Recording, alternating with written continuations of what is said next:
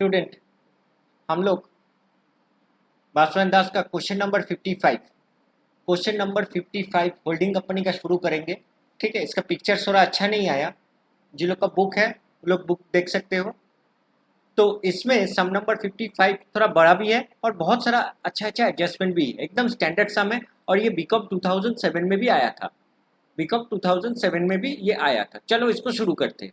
तो शुरू करने से पहले हम लोग क्या बोले थे कि पहले देखना है कि कितना शेयर एक्विजिशन किया है। तो यहाँ पर देखो, Howrah limited acquisition 2000 equity share of Shivpur. तो हावड़ा और शिवपुर जो है, हावड़ा होल्डिंग कंपनी है और शिवपुर सब्सिडरी कंपनी है। तो टोटल देखो नंबर ऑफ शेयर्स यहाँ 2.5 लाख है, 2.5 लाख है और इसको 100 रुपया करके दाम है। तो टोटल 2500 शेयर्स है, 2500 शेयर्स है, आउट ऑफ 2000 होल्डिंग है।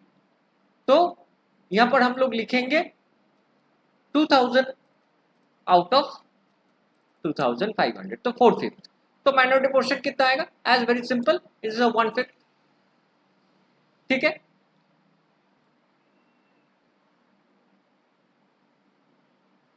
तो मेरा मेजोरिटी और माइनॉरिटी हो गया। अब चले आते हैं मेरा प्रॉफिट में। देखो यहाँ दिया हुआ है the surplus accounts Shivpur balance 3000 and general reserve में था एतो on the date of acquisition. और डेट ऑफ एक्विजिशन कब हुआ ना? ये हुआ 1 April 2019, that means at the beginning of the year. साल का पहला दिन ही हुआ, तो थोड़ा बहुत प्रॉब्लम मेरा हट गया। साल का पहला दिन हुआ तो मेरा ओपनिंग बैलेंस कितना था सरप्लस का? तो देखो सरप्लस में 30,000 था, तो हम लोग यहाँ पर लिख देते 30,000। अब देखते कुछ रिजर्व वगैरह। रिजर्व से पहले हम लोग देखेंगे कि कोई डिविडेंड हुआ है कि नहीं। देखो dividend out of pre acquisition profit देखो दिया हुआ है 12%, 12% ऑफ इस शेयर कैपिटल। तो 12% कितना होता है? तो देखो इसका शेयर कैपिटल था 2,50,000, 2,50,000 का 12% कितना होता है? तो डिविडेंड ड्यूरिंग द ईयर होगा, हम यहाँ कट देते हैं 2,50,000 का एट द रेट ऑफ कितना परसेंट था? 12%। तो डिविडेंड कितना होता है? तो यहाँ कैलकुलेट भी हो जाएगा, 2,50,000 का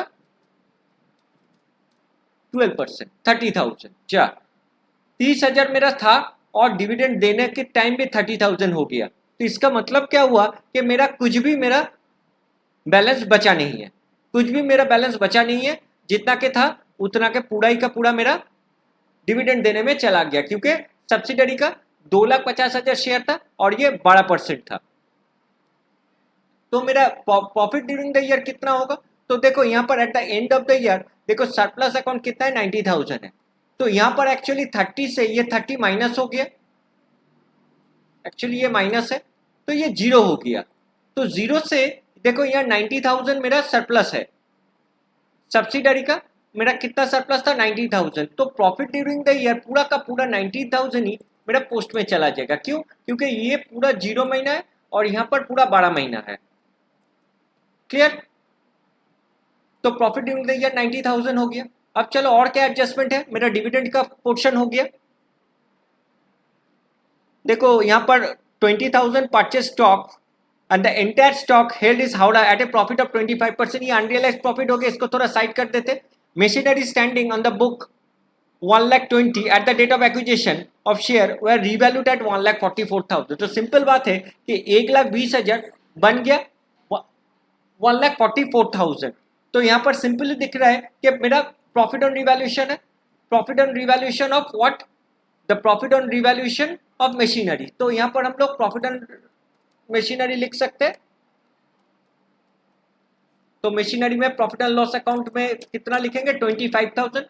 प्रॉफिट ऑन रिवैल्यूएशन हमेशा हम बताते हैं प्री एक्विजिशन में होता है, और डेप्रीशिएशन इसका अगर होगा तो ये पोस्ट एक्विजिशन। अब देखो डेप्रीशिएशन कैसे कैलकुलेट करेंगे? तो इसका भी हिडन एक रेट ऑफ डेप्रीशिएशन हमने कैलकुलेट किए थे, जो हमने 53 में भी सिखाए, इसमें भी हम लोग सिखाएंगे।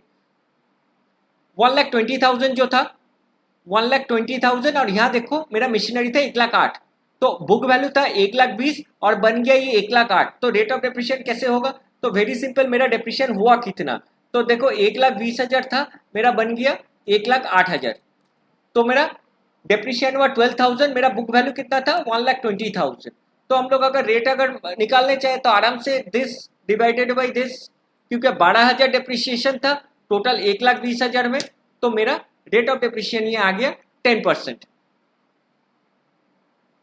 तो कितना आया रेट ऑफ डेप्रिसिएशन 10%। तो 10% देखो ऑटोमेटिकली ये किया हुआ है, तो 10% इसका आया 2400 ऑटोमेटिकली यहां पर ये चला आया। ठीक है, तो डेप्रिसिएशन का भी चार्ज खत्म हो गया। और एक चीज हम बताते थे कि प्रॉफिट ऑन रिवैल्यूएशन अगर ये प्लस में आएगा तो इसका डेप्रिसिएशन माइनस में आएगा। ये भी एक तो तरीका बताए थे। अगर तुम लोग को समझ में नहीं आया depreciation under charge over charge है, तो प्रॉफिट ऑन रिवैल्यूएशन में प्रॉफिट प्लस होता है तो उसका डेप्रिसिएशन माइनस होता है। अगर ये लॉस ऑन रिवैल्यूएशन होता, लॉस ऑन रिवैल्यूएशन का कोई फिक्स एसेट होता तो डेप्रिसिएशन ऐड होता, मतलब डेप्रिसिएशन ओवर चार्ज होता। तो मेरा डेप्रिसिएशन का पार्ट भी खत्म हो गया।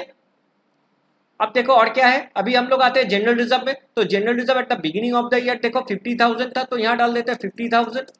जनरल रिजर्व 50,000 था, और general reserve at the end of the year देखो 60,000। तो रिजर्व ड्यूरिंग द ईयर कितना हुआ, तो जनरल रिजर्व बोनस डिविडेंड कुछ था नहीं, तो general reserve during the year मेरा होगा एज सिंपल एज दैट 10,000। क्यों, क्योंकि मेरा 50,000 जनरल रिजर्व था, बन गया 60,000। तो 50 से 60 जाते हैं तो 10,000 मेरा इंक्रीज में है, तो इंक्रीज में लिखे मतलब 10,000।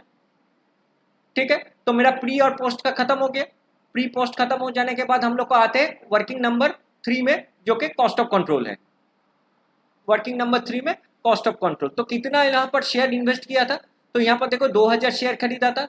प्राइस क्या था, प्राइस था 100 रुपया करके, तो यहाँ पर होगा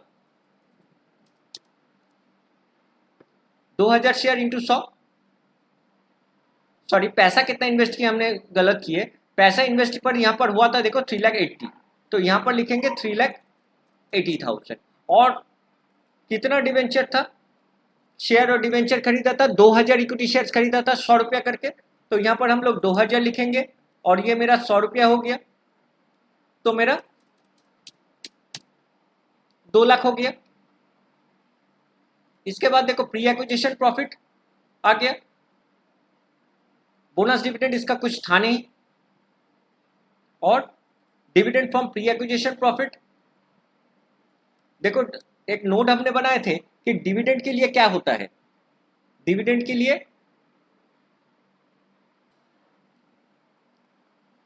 तो स्टूडेंट देखो कि यहां पर 2 lakh pre acquisition profit automatically यहां से आ जाएगा, और less dividend from pre acquisition profit holding portion. तो होल्डिंग पोर्शन क्या है ना, टोटल डिविडेंड जो था, टोटल डिविडेंड 30,000 था, तो 30,000 का 4/5, तो 30,000 का 4/5 यहाँ पर आ रहा है 24,000। तो मेरा ये पॉजिटिव में आया, मतलब ये हुआ मेरा गुडविल। अब आते हैं consolidated profit and loss account. तो consolidated profit and loss account क्या होगा, अच्छा इसके लिए ये पहले देख लो, फिर से अब ये दिखा रहे कि इसमें हम देखो हमने एक फॉर्मेट बनाया है जिसमें सारा रूल्स एंड रेगुलेशन यूज किया है, जिसमें अभी हम लोग 1 में ही है कि इसका ट्रीटमेंट क्या था, dividend from pre acquisition profit less from pre acquisition profit less from cost of control और less from group PL. Group PL से भी ये लेस होगा। ठीक है, और यहाँ पर देखो dividend from pre acquisition less from pre acquisition profit, after that the profit during the year have to be calculate. तो ऐसे ही हम लोग किए कि 30,000 माइनस करने के बाद वो जीरो हो गया, तो पूरा का पूरा प्रॉफिट 90,000 हमने यहाँ पर डाल दिया। अब चलो आते हैं consolidated profit and loss account बनाने के लिए। Consolidated profit and loss account में क्या है, consolidated profit and loss account में मेरा होल्डिंग कंपनी का कितना था, 1,50,000 था, तो यहाँ पर हम लोग डालेंगे 1,50,000।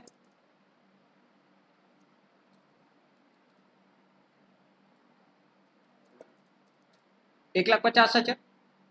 और post acquisition profit portion of the holding company, post acquisition profit portion of the holding company less unrealised profit.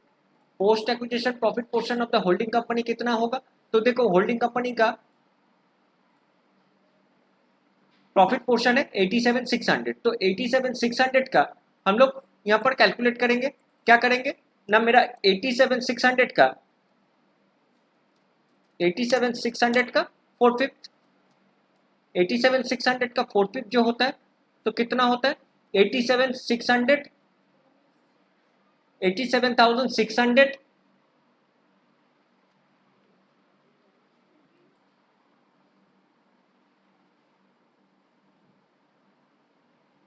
तो 87,600 का हम लोग क्या करेंगे 4/5 बनाएंगे। तो 4/5 बनाने से इसके बाद देखो मेरा होल्डिंग पोर्शन का पोस्ट एक्विजिशन प्रॉफिट आ गया। अनरियलाइज प्रॉफिट, यहाँ पर कुछ अनरियलाइज प्रॉफिट था, तो हम लोग देखते हैं अनरियलाइज प्रॉफिट क्या है। तो यहाँ पर देखो 20,000 का एक सामान बेचे थे फॉर परचेज स्टॉक, उसमें से क्या है Howrah medal limited 25% on cost, 25% on cost पे ये प्रॉफिट बेचे। तो अनरियलाइज प्रॉफिट मेरा कितना होगा, 20,000 का टोटल माल बेचा था। तो यहाँ पर हम लोग करते हैं 20,000 का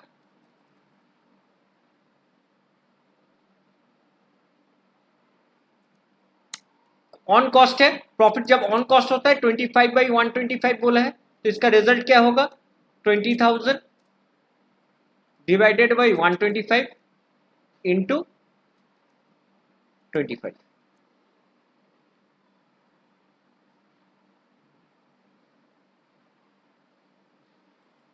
जो कि ये लेस में आएगा।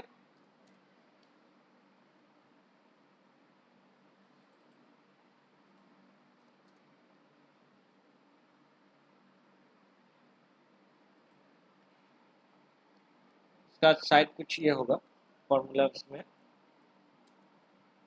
हाँ ठीक है आ गया 4,000 1,92,080। एक्चुअली आंसर मैंने साइड बाई साइड यहाँ पर लिखा हुआ है कि कुछ प्रॉब्लम आ ना जाए, ठीक है। तो ये मेरा consolidated profit and loss account हो गया, consolidated profit and loss account हो गया। इसके बाद देखो कंसोलिडेटेड जनरल रिजर्व है, तो जनरल रिजर्व कंसोलिडेट कैसे आएगा, कंसोलिडेटेड जनरल रिजर्व में देखो मेरा होल्डिंग कंपनी का जनरल रिजर्व कितना था 60,000 था, सॉरी जनरल रिजर्व था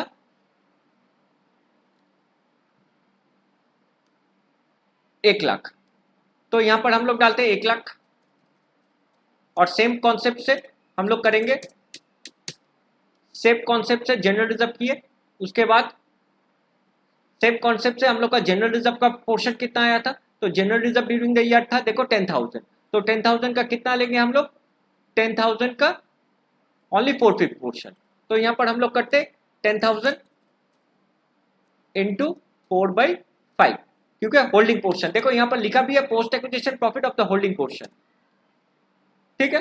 तो ये कंसोलिडेटेड जनरल रिजर्व भी आ गया और मेरा देखो आंसर भी हमने साइड में लिखे हैं कि ऑटोमेटिक मेरा आते जा रहा है। अब आते paid up value of the shares, तो मेरा टोटल कितना शेयर्स था, टोटल 25,000 शेयर, सॉरी 2,500 शेयर था, उनमें से 2,000 खरीद लिया, तो माइनॉरिटी पोर्शन बाकी लोगों का होगा, जो लोग गिनती में कम है तो उन लोग का होगा 500 शेयर, उन लोग का शेयर होगा 500, कितना करके दाम है 10 रुपये करके दाम है, तो यहां पर हो जाएगा 50,000। तो देखो और पोस्ट एक्विजिशन प्री एक्विजिशन ये मेरा ऑटो किया हुआ है, ऑटोमेटिक यहां से आ जा रहा है, और देखो मेरा आंसर भी यहां से टैली हो गया। तो ऑलमोस्ट मेरा सारा वर्किंग्स कंप्लीट हो गया, अच्छा सम था, थोड़ा बड़ा सम था। अभी हम लोग आते हैं बैलेंस शीट पॉइंट में, बैलेंस शीट पॉइंट में भी कुछ कुछ डायरेक्टली आ जाता है 453 में, लेकिन इसमें 3 पोर्शन इस बार नहीं होगा, क्योंकि 3 नंबर में मेरा क्या आया था, 3 नंबर में मेरा गुडविल आया था, ठीक है। तो 3 नंबर में मेरा गुडविल आया था, तो इसके लिए क्या होगा सिर्फ मेरा 4 और 5 ही रहेगा, 3 नंबर में मेरा वर्किंग्स में होगा गुडविल आ गया। ये देखो इंटेंजिबल एसेट्स 3 नंबर में मेरा गुडविल आ जाएगा, गुडविल कितना है जो है उसको लिंक कर देते 96,800। अब आते हैं माइनॉरिटी इंटरेस्ट ऑटोमेटिक आ गया। अब आते हैं हम लोग और क्या देखो बैलेंस शीट में ट्रायल बैलेंस में जो दिया हुआ है ट्रेड पेबल दिया हुआ है 70,000 और 60,000 1,30,000। यहाँ पर ऐसा कुछ है, ऐसा कुछ हमको लगता नहीं है इस बार दिया हुआ है कि एक दूसरे के ऊपर कुछ बिल फाड़े या कुछ सामान सेल किया था, ऐसा कुछ नहीं है यहाँ पर।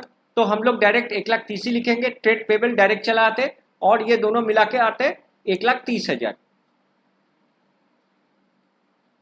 और एक चीज छूट गया मेरा कैपिटल, तो पहले कैपिटल कितना था देखो, शेयर कैपिटल इसका 6 लाख था, होल्डिंग कंपनी का कितना था 6 लाख था, और मेरा रह गया शॉर्ट टर्म प्रोविजन। यहां पर देखो बैलेंस शीट से शॉर्ट टर्म प्रोविजन भी हम लोग को करना पड़ेगा, बैलेंस शीट से हमको लेके आना पड़ेगा short term provision. Short term provision देखो 60,000 और 70,000, ये भी मेरा 1,30,000 है, तो 1,30,000, ठीक है।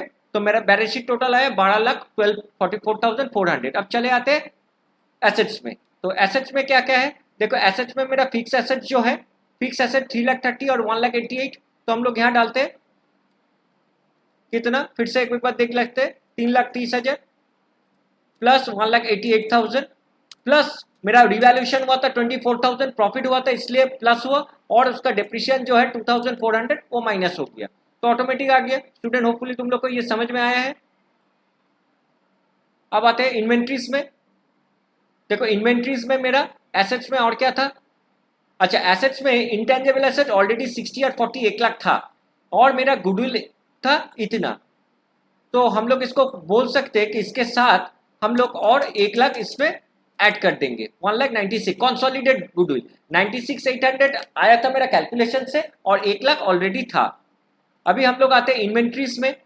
तो इन्वेंट्रीज देखो 70,000 और 1,40,000 जो कि होता है 2,10,000, यहाँ दिखा देते 70,000 प्लस 1,40,000, और मेरा अनरियलाइज्ड प्रॉफिट कितना था, मेरा अनरियलाइज्ड प्रॉफिट था, हम थोड़ा भूल गए फिगर, अनरियलाइज्ड प्रॉफिट था 4,000।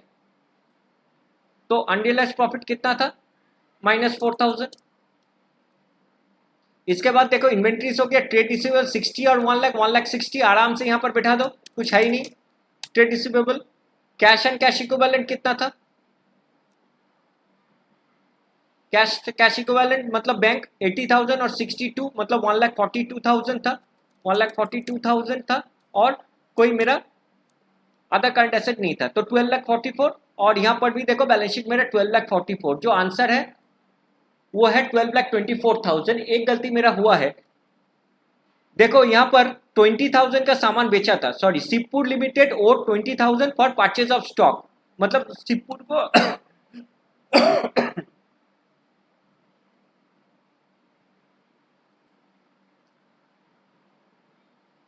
तो स्टूडेंट देखो इसमें 20,000 का सामान बेचा था, शिवपुर लिमिटेड 20,000 मिलेगा हावड़ा लिमिटेड से, मतलब यहाँ पर ट्रेड रिसीवेबल और ट्रेड पेबल में हमने एक एडजस्टमेंट करना भूल गया।